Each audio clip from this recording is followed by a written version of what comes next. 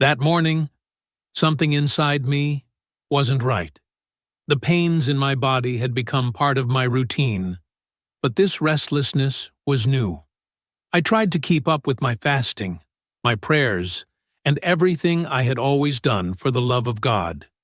But there was a strange weight hanging over me.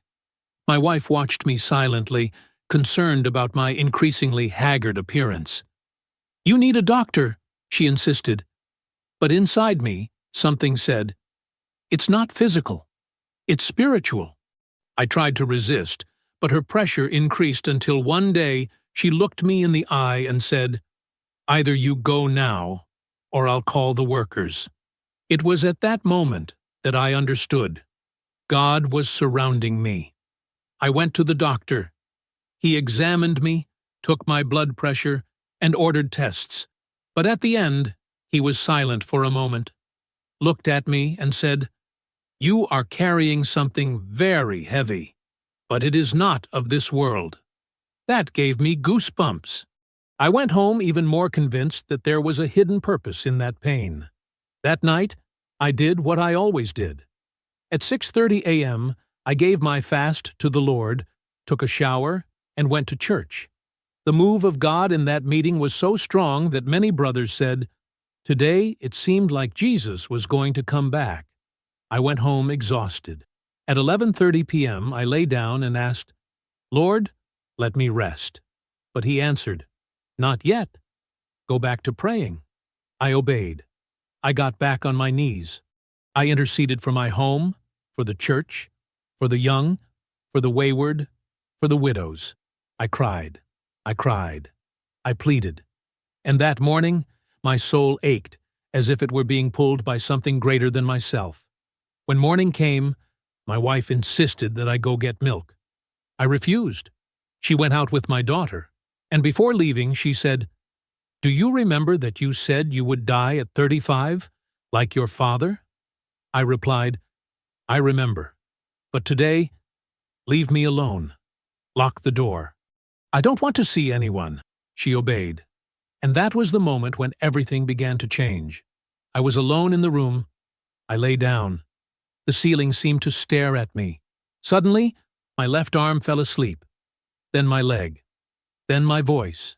I tried to call my wife, but my mouth wouldn't respond. The wall disappeared. The ceiling disappeared. And a tear in the sky opened before my eyes. 5 beings descended silently. 2 at my feet. 2 at the head of the bed. 1 behind me. And the one behind me said, "The time has come. You come with me now." My body remained on the bed, but my soul was lifted up as if it were weightless. I saw it all from above. I saw my wife despair. She screamed. She shook me. She cried out to God. She said, "Lord, give him back. You promised me." I saw the brothers arriving. I saw the mattress being loaded into a truck, my body being taken to the hospital. I couldn't touch them. I could only watch, but I felt their pain as if it were my own. The anguish in her heart tore at me. And there, as I watched everything from the outside, I understood. This wasn't just a near-death experience. It was a calling to something I had never experienced before. At the hospital, the doctors tried everything. IVs, oxygen, injections. They said I had no signs of illness, but I wasn't dead. I was somewhere else. The atmosphere was alive. The air seemed to breathe. Time didn't exist. And then I heard, "I will show you what many ask to see, but few endure." Heaven was before me, but I still couldn't enter. A colossal door appeared, and the voice said, "This is the wedding hall of the Lamb." When I tried to go through, he said, "Not yet. You will return. They need you." And it was there, on the threshold of eternity, that my soul tore itself apart. I didn't want to return, but God had already decided. When I left my body, the first sensation was a frightening lightness. It was as if I were floating, but with total awareness of everything around me. I saw the 5 celestial beings organizing themselves as if on a war mission. 2 were at my feet, two at the head of the bed, and the one who lifted me was behind me. He held me from behind, and, without moving his lips, said, "The moment has come." My body remained on the bed, but my spirit was rising. And as I was rising, I looked down and saw my wife in despair, crying over my body, crying out as never before, "Lord, don't take him! You promised me." That scene crushed me inside. I saw brothers arriving, all in tears, some trying to revive me, others kneeling in prayer. I heard my daughter calling for me. I saw a worker shout, "Let's take him to the hospital." I saw the truck, the mattress spread out, my body lying down, eyes closed. But I couldn't scream or go back. I was seeing everything from the outside, and it was as if I were trapped between two worlds, the world of the flesh and the world of the spirit. And yet, there was peace within me, a peace that hurt, because I wanted to stay up there. But I still felt the love from down here. I was taken higher and higher. The angels led me to an indescribable place, a huge room, larger than anything I had ever seen. In the center was a table so long I could not see the end. It was set with such perfection that every detail exuded holiness. Chairs were lined up with heavenly symmetry, and the voice said to me, "This is the wedding hall of the Lamb." I drew closer. I recognized faces. I saw pastors I had buried, brothers who had left their mark on my journey, men and women of God whom I had only known through stories. They were there. They had already arrived. But then something happened that knocked me off my feet. One of the men at the table stood up, looked me straight in the eye and said, "The last time I saw you, you were a child." It was my father, the man who died when I was still a child. He stood there, with a glow on his face that I had never seen in my life. Silently, he smiled, and in that smile, I understood everything. The doubt that my mother had carried for years was answered there. He was saved. God confirmed it. He is mine. I wanted to hug him. I wanted to run to him, but the voice stopped me. "It is not yet your time to stay." The angel led me to another, even larger door. "This is the entrance to the Father's throne." I approached, my heart pounding, but the door did not open. "You cannot enter yet," he said. "First, there is something you must see." We returned to the dining room, and the view was different now. The table was still set, but many of the chairs were empty. "These are the chairs of those who have not yet arrived," the Lord explained. "You will return because they are still missing. Without them, the table is incomplete." I trembled. I realized that heaven is not complete without those who still live on earth. My heart cried out, "But I don't want to go back." I cried. I begged. But the Lord was firm. "You will come back, because you have the mission to call them." He showed me a city. It was mine. I saw faces, people I knew, people who mocked the faith. And then the Lord said, "Those who still mock me also have a seat here, but the one who will invite them is you." And it was at that moment that I understood. It wasn't about me. It was about others, about those who still didn't understand the value of eternity. And I, who wanted to stay, was called to come back, not by choice, but by mission. When I was torn from the vision of the table, I did not immediately descend to earth. The Lord told me, "Before you return, you will see what many cannot bear." I simply nodded. Then everything changed. The soft light faded, the blue sky was covered by a heavy atmosphere, and a new dimension opened before my eyes. "Now look down with my eyes," the Lord said. And as I looked, my heart almost stopped. I saw the earth shrouded in spiritual darkness. Demons moved like swarms of locusts, organized in hellish strategies, spreading through cities, homes, and churches. They screamed furiously, We must shut up the church. We must stop the prophets. It was a demonic, desperate urgency, as if they knew their time was running out. Then the Lord spoke. Do you see? This is war. And I trembled. I saw cars being destroyed, people dying in tragic accidents, homes falling apart because of spiritual attacks. They cannot touch mine. That is why they kill those who have no covenant with me, the Lord explained. Those words burned in my soul. It was not bad luck. It was not coincidence. It was war, invisible, cruel, real. How many times have I delivered you from this? God asked. And then I understood. Situations I had been through, deliverances I had never understood, now made sense. The devil had wanted my life for a long time, but God's hand was upon me. And not only upon me, but upon many who have no idea how much they have been protected. That is why prayer matters, said the Lord. Every knee bent changes atmospheres. I saw armed angels surrounding houses, protecting families, facing demons with swords of light. And where there was a clamor, evil retreated. Then the Lord pointed to the horizon, and I saw something glorious. A bride, the church, walked steadily, dressed in white, surrounded by light. She was majestic, like an army on the march. She goes forth triumphantly, the Lord said. And as the bride advanced, the darkness dissipated. The demons fled, melting like shadows in the sun. And then I understood. No matter how hard hell tries, the true church is invincible. Not because of any merit, but because she carries the very spirit of the living God. I wept when I saw this, and I thought, Lord, there is still hope. The bride reached a ladder.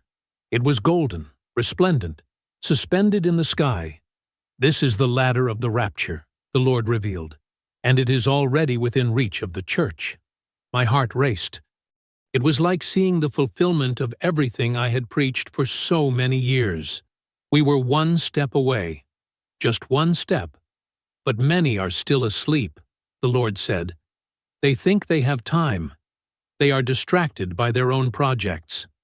And I saw brothers running after earthly dreams, while heaven had already given the signal.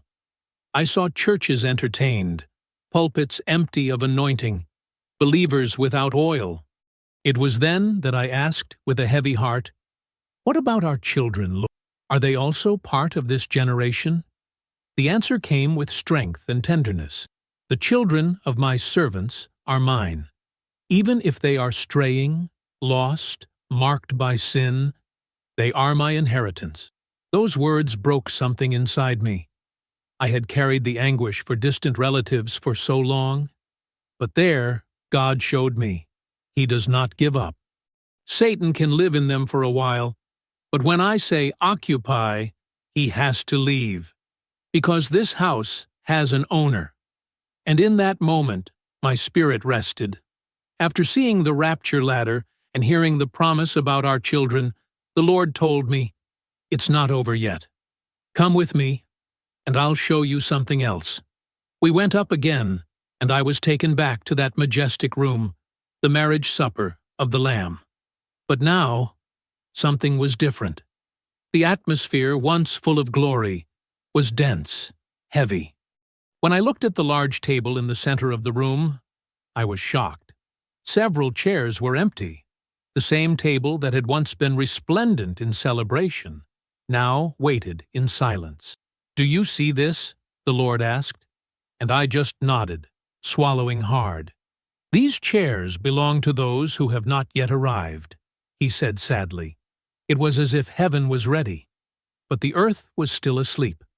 I approached and noticed something that tore me apart inside. There was a chair with my name on it, and next to it, others with names I knew. Living people, fellow travelers, leaders, young people, children of servants. But the chairs were empty. They were called, but they are distracted, said the Lord. The table is set, but the guests do not come. It was like being in front of the greatest banquet of eternity, with the dishes ready, but the places deserted. That broke me. I remembered people who once burned for God, but were now cold. I remembered young people who sang with passion, but now lived at parties. I saw their faces in that room, not in glory, but in absence. Heaven was waiting for them, and no one warned them that time was running out. There is still time, the Lord said, but time is running out. I felt the weight of urgency. It was as if a clock was ticking in slow motion, but its last seconds were being counted. The table silently cried out, "You are missing here." I gathered courage and asked, "Lord, what do you want me to say to your people?" And he answered in a firm voice, "Tell them that they are still missing. Tell them that heaven is waiting, that the table is ready, but just barely." It was a direct message, without beating around the bush. God no longer wanted beautiful services, but rather filled chairs. He was not after crowds, but decisions. And I understood that my mission was not just to preach, it was to warn, like someone shouting for someone to get out of a burning house. Because that's what it was. The world is on fire, and many are still playing on the porch. I cried. I cried like I had never cried before. I saw the reality of what I had always preached. Heaven is not symbolic. Eternity is not an illustration. Everything is real. The table is real. The names are written for real. The chairs are standing, waiting. How many will exchange this eternal chair for minutes of pleasure on earth? I asked. The Lord simply answered, "That's why you came back." And at that moment, I understood that heaven did not bring me back to preach pretty sermons. It brought me back to remind the church of what it had forgotten. We do not belong to this world. The Lord took me back to the edge of the room. "Now look down," he said. And I saw my city. I saw my neighborhood. I saw my church. And I heard the cries, the prayers.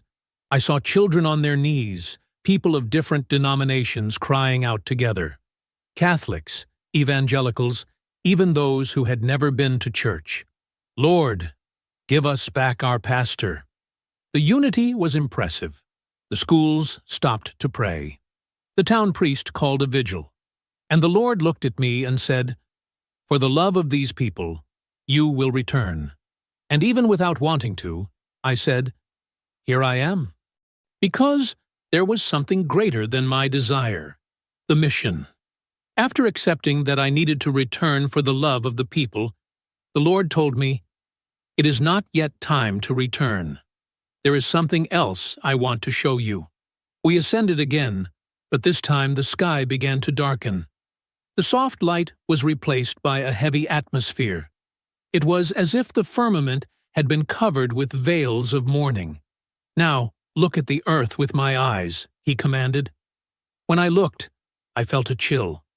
It was as if the entire planet was being suffocated. I saw black clouds moving over cities, over churches, over houses, and in the midst of them, hordes of demons roaring with hatred. They formed war formations. They looked deformed, monstrous. Their voices were like screams of rage mixed with blasphemy. "We have to stop the church. We have to silence the prophets," they screamed. It sent chills down my spine. I saw these beings causing accidents, spreading chaos, inducing suicides. I saw families being destroyed, churches being divided, ministers falling. And the Lord said, "They cannot touch mine." So they kill the wicked. They attack the vulnerable. They spread tragedy like smoke. And I understood that the natural world is but a reflection of the invisible chaos that surrounds us. With tears in my eyes, I asked, "Lord, why are you showing me this?" He answered, "Because many still do not believe that war is real. They think they are only experiencing human struggles when they are in the midst of a spiritual battlefield." And then I saw, around the houses, armed angels, heavenly guardians standing, swords in hand, protecting children, wives, and husbands. Every prayer, every fast, every cry in the early morning brings down strongholds that the eyes cannot see, said the Lord. The battle was daily, and we did not even realize it. Heaven was fighting for us. The Lord pointed to the right. When I looked, I saw something that made me fall to my knees. The bride. It was the church. But not as I knew it. It was an immense figure dressed in white, resplendent, walking with firmness. It was like a giant bride, with eyes turned upward, climbing toward a golden staircase. She goes triumphantly, said the Lord. And as the bride walked, the clouds of demons dissipated, disappearing like vapor before the sun. Then I understood. The true church, even wounded and persecuted, is unbeatable, not because of its strength, but because of those who dwell in it. Then I saw the ladder. It was made of pure gold, but it seemed to float.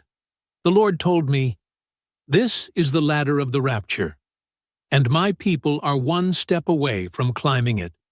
That stopped me in my tracks. I knew it was real. The rapture was no longer a distant promise. It was imminent. We were at the last bend in time. Personal plans will remain. Distractions will fall. Only those who are prepared will climb, he said.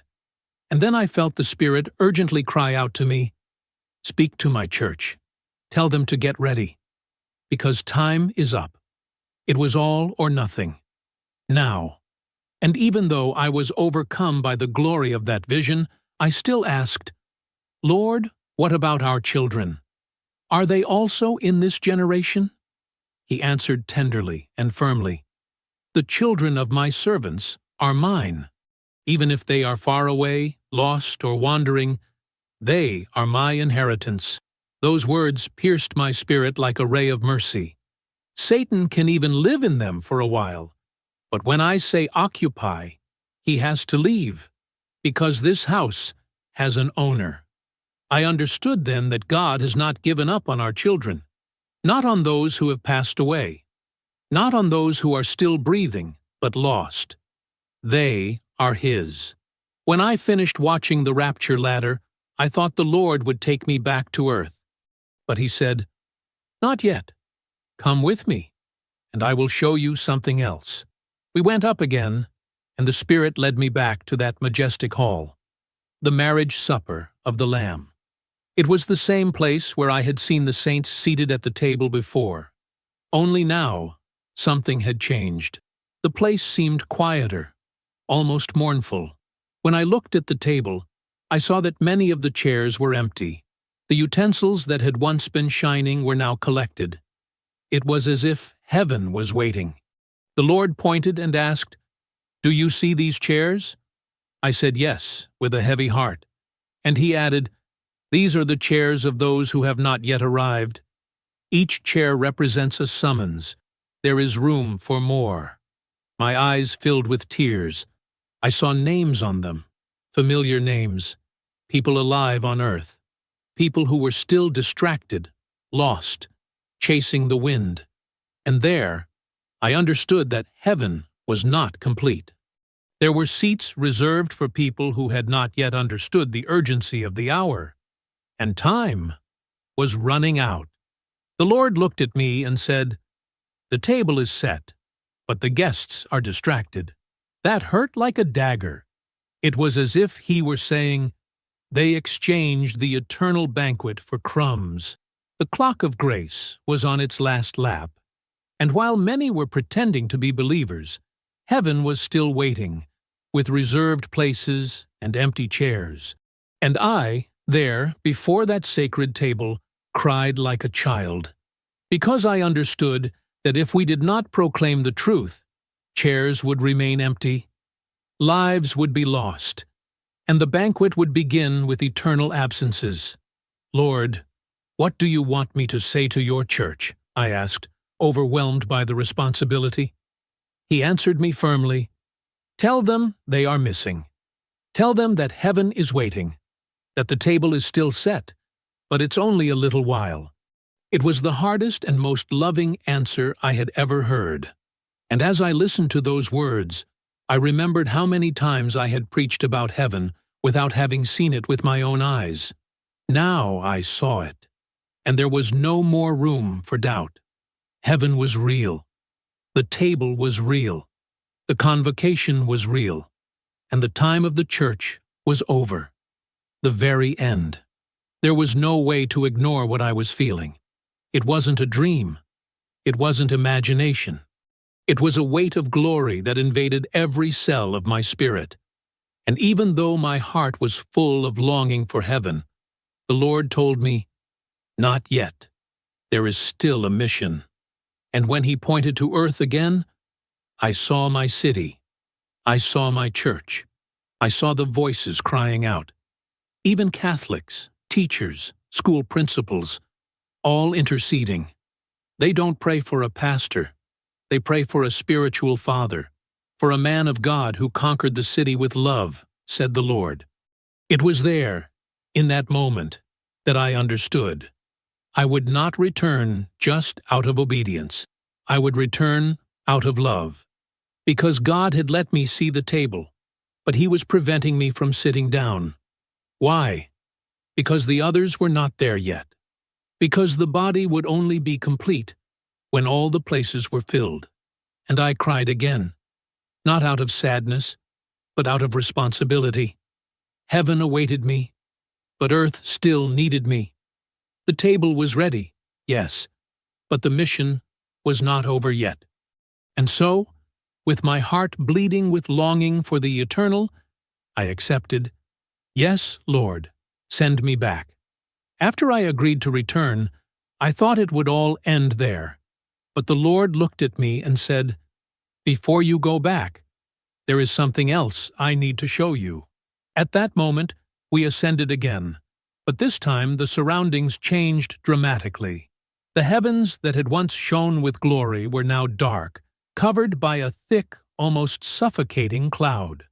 I felt the weight of the entire world upon me. "Now look at the earth with my eyes," He said. When I looked, it was as if my chest was crushed. I saw demons moving in groups, like swarms. They did not walk. They marched like organized armies. These horrible beings shouted angrily, "We have to stop the church. We have to silence the prophets."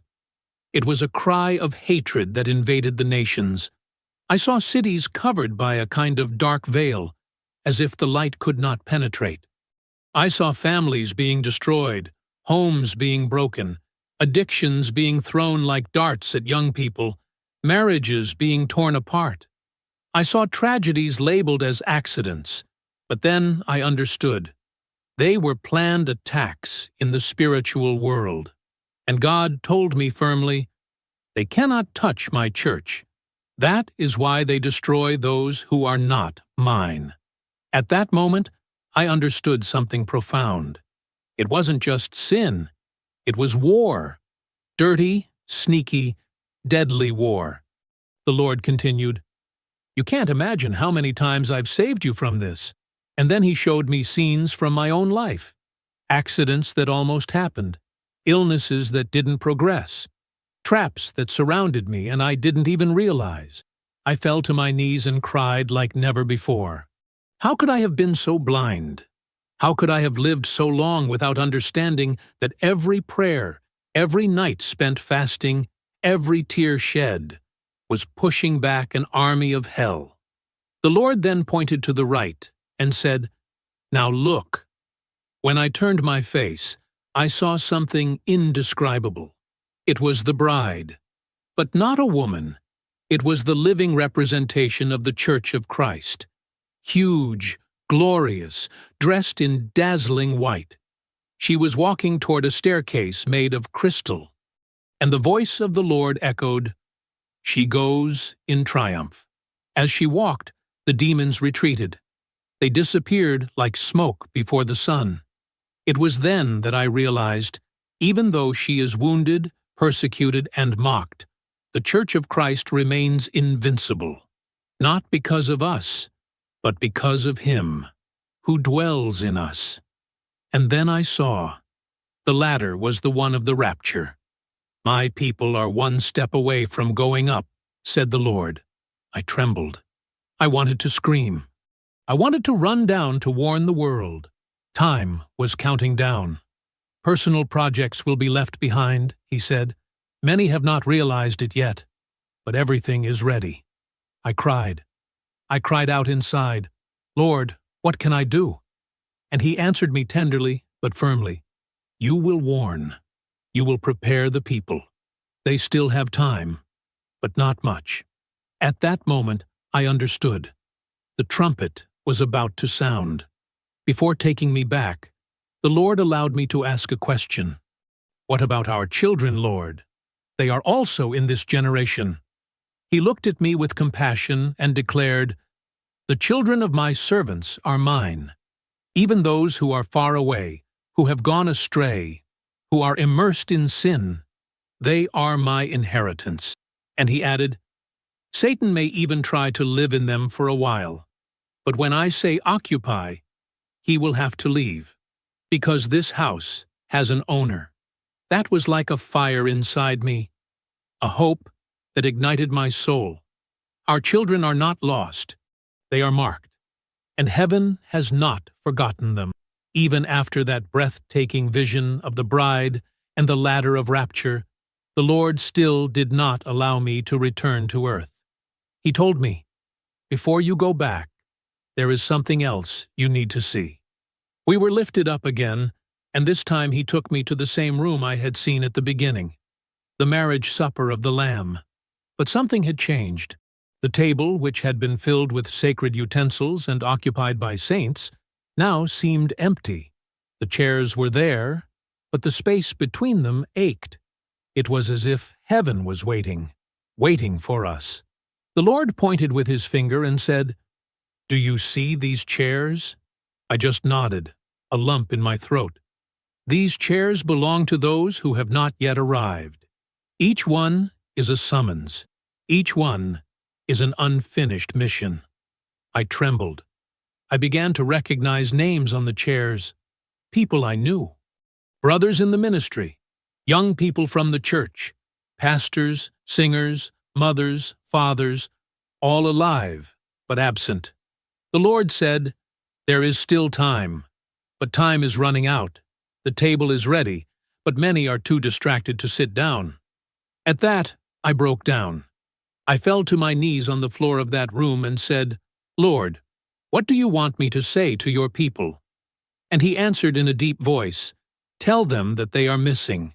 Tell them that heaven is waiting, that the table is still set. But it will be soon. That fell like a thunderclap in my soul. I had preached so many times about heaven, about the wedding, about the coming of Christ, but I had never seen it with my own eyes. Now there was no more room for doubt or for vanity. Heaven was real, and time was running out. Crying, I insisted, Lord, can I go back now? But he said, Not yet. There is more. And he took me in the spirit to fly over my city. I saw my church, the streets, the squares, the houses of the brothers. And there, with spiritual eyes, I could hear the cries, children praying, Catholics, evangelicals, people who had never entered a church crying out for my life. Lord, give us back our pastor. I saw schools stopping their classes to pray, the city priest leading an intercession group. Churches that had never come together before were now praying together. I cried. I never imagined that my absence would cause such a clamor. The Lord looked at me and said, For the love of these people, you will return. I trembled. Part of me wanted to obey. Part of me wanted to stay there, in that eternal glory. But I couldn't deny it. God's love for these people was greater than my desire to stay. Yet, before he sent me back, the Lord pointed to the earth and showed me something that broke me. I saw men mocking the church, pastors fighting for position, pulpits becoming platforms. I saw holiness being commercialized, and God said, They are trying to tear down the landmarks that I myself have planted. He was hurt. I saw tears in the Lord's eyes. And I heard something that shook me to the bone. They forgot that I gave pastors to the church, not churches to the pastors. The church was not theirs. It was his. And anyone who treated the bride as a business would answer for it before the throne. That sealed something inside me.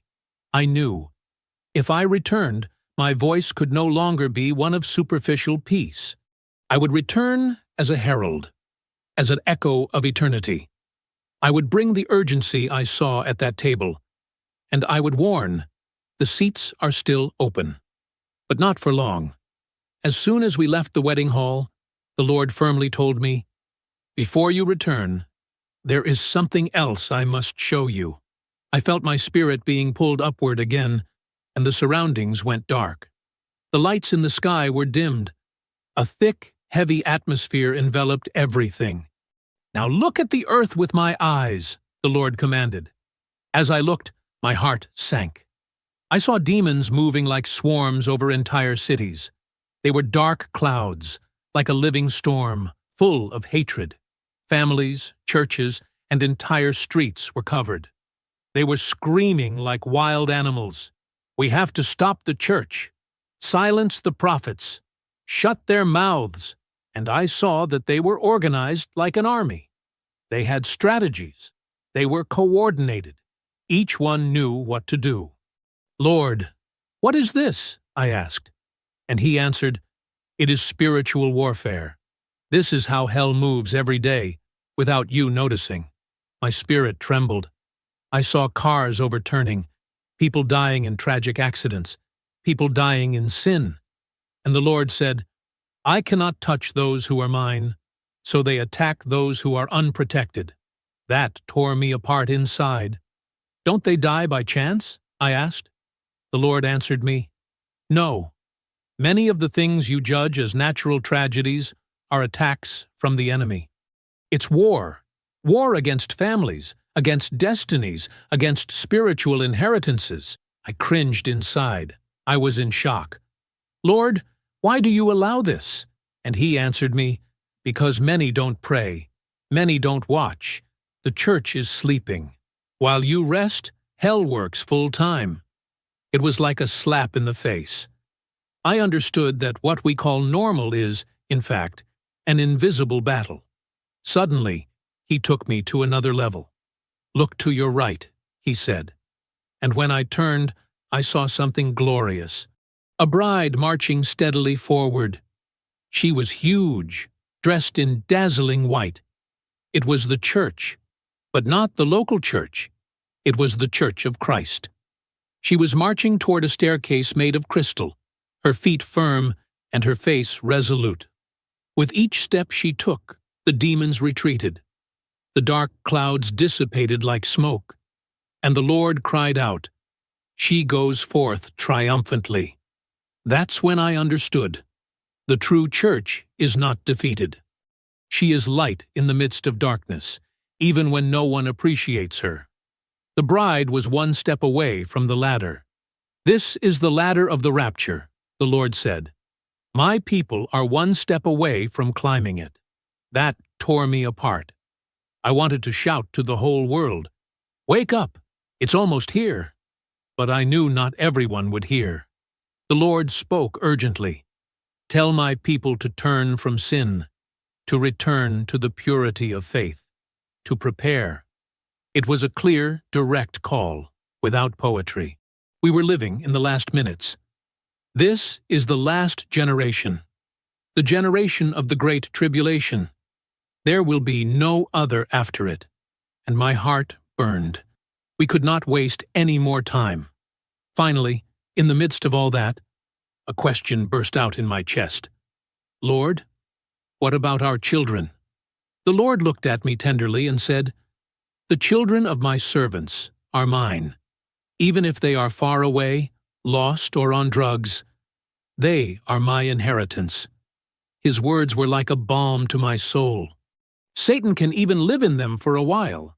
But when I say, "Occupy," he has to leave, because this house has an owner. And I understood. Even the children who left, if they were reached at the last second, are his. Tell this to my servants. They need to know that I heard every tear." Soon after that profound insight into spiritual warfare, the Lord led me back to the wedding hall. I thought everything had been revealed, but there was still more. As I looked toward the center of that majestic room, I realized something had changed. The chairs were in place. The table was set. But many of the seats were empty. The Lord pointed and asked me, "Do you see these chairs?" I nodded. "These are for those who have not yet arrived." Each chair was a divine summons, a call that had not yet been answered. As I watched, something caught my attention. There was a chair with my name on it, and others with names I knew. Living people. People who still walked the earth, but who were too distracted to understand the gravity of time. The Lord continued, "There is still time, but time is running out." That cut me to the core. It was as if the clock of grace was making its final turn. The table is set, but the guests are too busy. The voices of the world, the commitments of life, the distractions, everything was keeping the chosen ones away from the eternal invitation. With a heavy heart, I asked, "What would you like me to say to your people?" And he answered without hesitation, "Tell them that they are missing, that heaven is still waiting, that the table is still set, but it's only a little while." That hit me like a hammer in my soul. I remembered all the times I had preached about heaven without having seen it. Now I had seen it with my own eyes. I could no longer keep quiet. Heaven is real, and the church's time on earth is ending. I wanted to stay there, but he said firmly, "Not yet. There is still a mission. There are still empty chairs." Then the Lord took me over the city where I was pastoring, and he made me hear the cry. Children praying, Catholics, evangelicals, even atheists crying out for my life. "Lord, give us back our pastor." That sound of unity tore through the sky. Schools had stopped to pray. Churches came together like never before. The town priest led prayers. Teachers taught the children to cry out. They don't pray for a title. They pray for a spiritual father, for a servant of mine who conquered the city with love. God looked into my eyes and said, "For the love of these people, you will return." Even though I was reluctant, I began to descend. But before I did, the Lord showed me something that left me speechless. He pointed to the local church and said, "Look what they are doing to my house." I saw pulpits being used as platforms, people mocking holiness, preachers using the altar as a showcase for their vanity. And the Lord, in a heavy voice, stated, "They do not know that I gave pastors to the church, and not churches to pastors." I remained silent. I saw people destroying with their mouths what God had spent decades building. Heaven's indignation was real, and it was also holy. He then took me to the door of the throne. "Do you see this door?" I nodded. "That is the Father's door. But your time has not yet come." I did not enter. But the impact of that vision will never leave me. It was the last door, the one that marks the end of everything and the beginning of eternity. And when I looked back, I saw the table again, and I understood. No one enters through that door without first sitting at that table. God is calling. The table is still set, but the empty seats reveal. This is a sleeping generation, and I was sent back to awaken those who still insist on sleeping. When I came down from the heavenly realms and returned to my body, it was not an immediate experience. It was like a birth in reverse.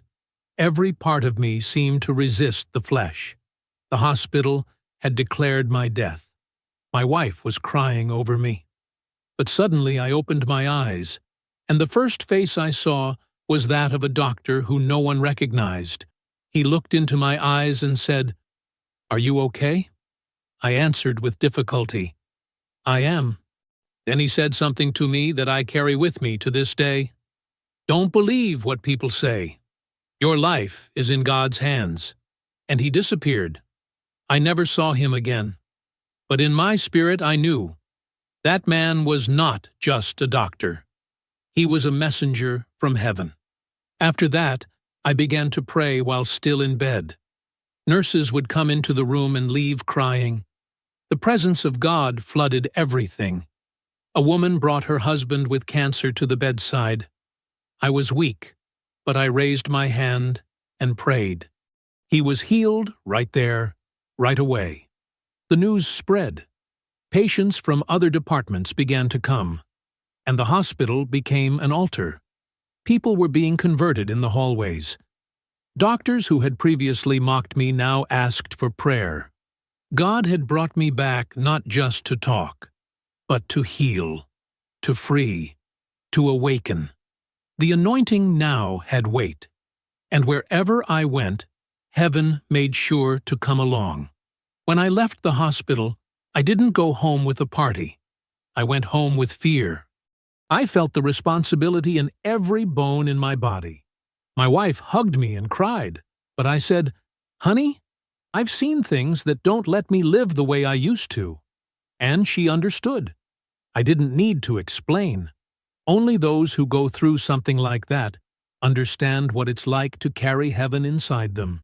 In the first service after I returned, the church erupted in cheers. I didn't say a word. I just cried. But the Spirit spoke through me. And when I took the microphone, all I could say was, "The table is set. You're still missing." And the entire church fell to their knees. From then on, invitations came from all sides. Churches, schools, events. Even mayors wanted to hear what I had seen. In each place, I repeated, "I saw heaven, and I saw the empty seats." Some broke down. Others doubted. In one place, a pastor tried to interrupt me. But God answered with fire. A man was healed of cancer in the pulpit. There was no argument against what heaven had sealed. And I kept saying, "It wasn't me. It was him. It was always him." The fame grew, but I feared one thing: touch the glory that was not mine. The early mornings were never the same again. I could no longer sleep like I used to. At 3 in the morning, the Spirit would wake me up, and I would obey. I would kneel down, even in pain, and I would feel the presence invade the room. God would speak names, directions, warnings, cities, and he would say, "Go there. They need to hear from you." Each word was a mission, each prayer, a sending. My home became an altar. My children began to dream of heaven. My wife, who had been a worried woman, was now my intercessor. And I understood. It wasn't about me anymore. It was about what came next. At that time I understood that my return was not a prize. It was a burden, a calling. Heaven was in a hurry. And I felt time speeding up inside me. I no longer made long-term plans. Each day was an urgent call. In each service, I would say, "If I am not here next Sunday, know that I have ascended." And no one laughed. People felt it. The Spirit confirmed it. And my only prayer was, "Lord, if I am going to return, may I return whole. May I return burning. May every word I say echo like a trumpet, because I know the trumpet is already being raised." That morning, I woke up with my heart burning. It was as if the Spirit was saying, "Today is the day to make history." The sky was different. The light had a different color. I took a shower, got dressed, and went straight to the conference I had been invited to. It was a crowd, people from all over. But I didn't bring a plan. I only brought the voice of God that was beating inside me. I went up to the altar, took the microphone, and said, "The rapture will not be announced, but it will be felt." Silence fell. It was as if heaven itself had sat down to listen. And I continued, "I saw the table. I saw the chairs. And some are still empty. I didn't have to preach for long. The people started to cry. Important people, rebellious youth, hardened pastors, all fell to the ground. It was a weight of glory that cannot be explained. In the end, more than 200 people threw themselves at the altar. And I just kept repeating, "It's coming. The clock is zeroing out." After that, an evangelical radio station contacted me. They wanted to record my testimony. I was reluctant. I don't seek fame. But God said, "Let me. It's time." We recorded in a theater. Just me, a chair, and a light. No production, no performance. Just the bare truth of what I experienced. When it aired, something happened. Even though it was early in the morning, the video went viral. People were being converted alone in their homes. Messages from atheists were saying, "Now I know he is real." Pastors from Africa, brothers from Europe, missionaries from Asia were writing to me, "Come, we need to hear what God has shown you." I wasn't looking for it, but God did. And in every interview, in every appearance, I said with conviction, heaven is not poetry. It is reality. And He is closer than we imagine. It was as if my life had become a megaphone, and the sound wasn't mine. It was His. In my city, even non-believers started calling me pastor. The local priest said, "This man is ours too." A school honored me with the title Educator of Hope. The city council wanted a formal session. I refused. I said, "I don't preach to signs. I preach to souls." But I agreed to pray for the city in a public square. When I raised my hands, thousands were there. And as I prayed, many saw a light come down on me. The video went viral that same day. And I understood. The Lord was confirming that there was still time for the city. But not much. A few days later, on an ordinary evening, I went to write in my prayer notebook. And I heard a clear, sharp, sweet, and firm voice. "The last season has come." My body trembled. I called my wife. I said, "If I leave, continue. The promise is in our children." We hugged. We cried. And we worshipped. The next day, I preached as if it were the first time. But at the end of the service, I looked at the church and said, "If I am not here next Sunday, know that I have ascended." No one smiled. 2 brothers fainted. The Spirit was already warning that the end of my mission was near. The next morning, I had a dream. But it wasn't a dream. It was Him telling me, "The time has come." I woke up smiling. I took a shower. I dressed in my best suit. I had breakfast with my children. I kissed my wife and said, "Today, I'm going to visit a sick brother." I left, but I didn't come back. Halfway there, my heart stopped. I fell down sitting on a bench in the square. When they found me, I was smiling, with the Bible by my side, and a note in my pocket that said, "I have fought the good fight. I have finished the race. I have kept the faith. See you soon." The whole city stopped. But up in heaven, a chair was occupied.